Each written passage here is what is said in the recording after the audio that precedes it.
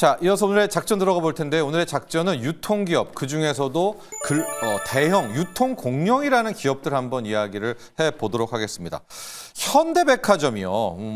우리는 이제 백화점 끝났다. 왜냐하면 이커머스 나오고 와 이런 불경기에 또 고물가에 누가 백화점을 가느냐라는 생각을 하셨겠지만 시장, 특히 소비의 흐름은 뚜껑을 열고 보니까 정반대였었습니다. 자, 이번 주에 발표되는 현대백화점의 올 1분기의 실당과 매출 쪽을 봤더니 깜짝 증가를 했습니다. 13%. 아니 오히려 1분기 힘들었잖아, 힘들었잖아 할 텐데 백화점의 식당과 매출이 깜짝 증가를 했었고 이게 왜지? 불경기인데 너무 이례적이다라고 해서 이제 다각도로 분석을 해봤지 않겠습니까? 그랬더니 3040이 가장 많이 카드를 긁었더라. 3040이 왜 백화점에 와 해서 봤던 것이 바로 오늘의 주제이기도 한 예스 퀴즈존 효과라는 겁니다.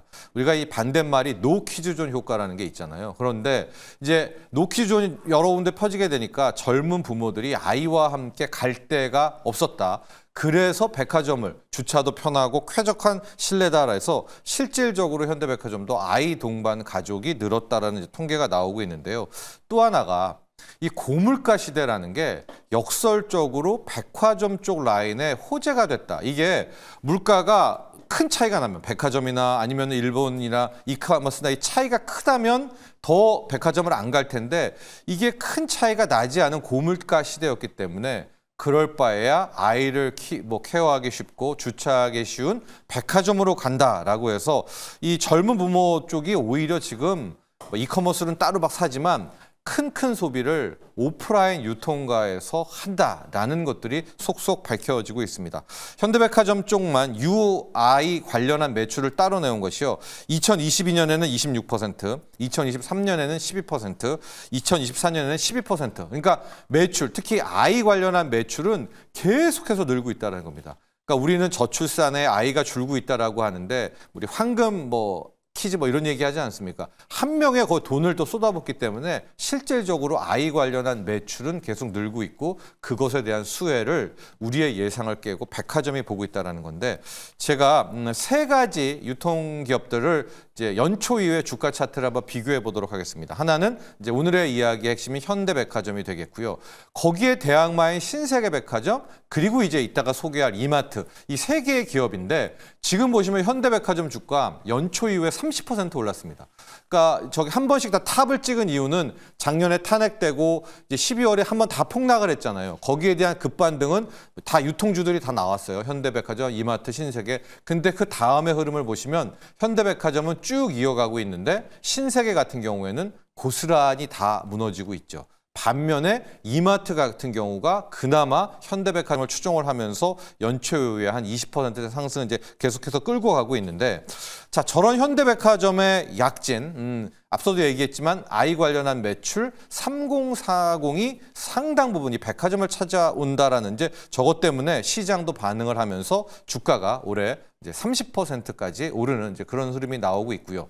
이와 관련해서 어제 글로벌 유통 공룡 기업들에서의 시총 변화가 있었는데 롯데쇼핑이 아직까지는 사이즈가 가장 큽니다. 1조 6천 7백억. 반면에 현대백화점하고 신세계의 사이즈가 바뀌었어요.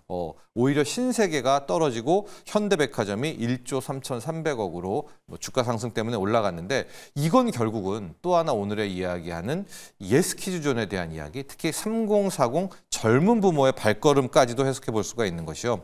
신세계는 아무리 봐도 명품적인 이미지가 강하잖아요. 그래서 상대적으로 이 식당가라든가 여기가 강한 현대백화점 쪽으로 가고 있다라는 거고 문제가 지금 롯데쇼핑인데 롯데백화점은 사이즈가 완전히 다른 넘사벽이어야 되는 거거든요. 근데 지금 시총을 보면 오히려 현대백화점과 롯데쇼핑이 큰 차이가 없는 격차가 줄어들고 있지 않습니까? 이런 것들을 본다면 앞으로 가는 예스퀴즈존 효과, 특히 오프라인 쪽의 발걸음이 그닥 우리가 생각하는 것처럼 폭망은 아니구나라는 것을 알 수가 있습니다. 또 하나 이제 시장에서 이렇게 오프라인 기업들을 보는 것이 트럼프 관세에 완전히 자유롭습니다.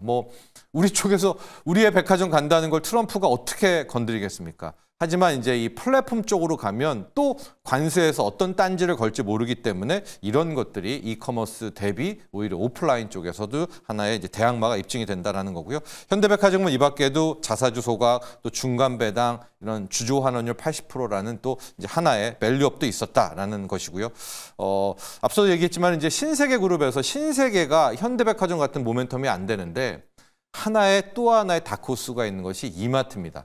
요즘 이마트가요, 아이들 관련한 뭐 존이라든가 이 아이 데리고 오라는 이제 이런 것들이 굉장히 많이 있는데, 이마트도 생각하는 거죠. 젊은 부부를 지금 공략을 해야 물론 이커머스로 이마트도 가려고 하지만 기존의 오프라인 쪽을 살릴 수가 있다. 그래서 장 보는 문화 있지 않습니까? 이게 MZ라든가 이런 쪽은 다 뭐 클릭으로 하지만 아이가 함께 있다면 외출도 하면서 고물가 시대에 상대적으로 먹거리에 싼 먹거리, 이런 불경기 쪽에 아이와 부부를 같이 와서 장보기를 한번 실현하게 보겠다. 이제 이런 것들에 이마트가 초점을 맞추고 있고, 또 하나가 홈플러스가 이번에 법정 관리되면서 앞으로 행보는 모르겠지만 상대적으로 이마트가 가장 큰 반사 이익을 얻을 수가 있거든요. 이런 것도 함께 보시면 되겠고, 지금 이마트도 그렇고 이 마트 관련주들이 숨죽이면서 보고 있는 것이 정치적 불확실성 때문이긴 한데, 대형마트 의무 휴업일 규제입니다.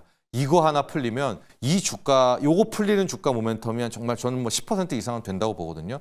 요 재료도 하나 대기하고 있다라고 보고, 이마트 같은 경우에 지금 이제 오프라인 쪽에서 뭐 새로운 장보기 문화 이런 얘기를 하지만 차곡차곡 롯데와는 다르게 이커머스 행보를 가고 있습니다. 그게 이제 알리바바와 파트너십이기 때문에 오히려 이제 쓱닷컴, G마켓 이것과의 시너지 효과도 기대해 볼 수 있는 양수 겹장이 가능한 또 이마트다.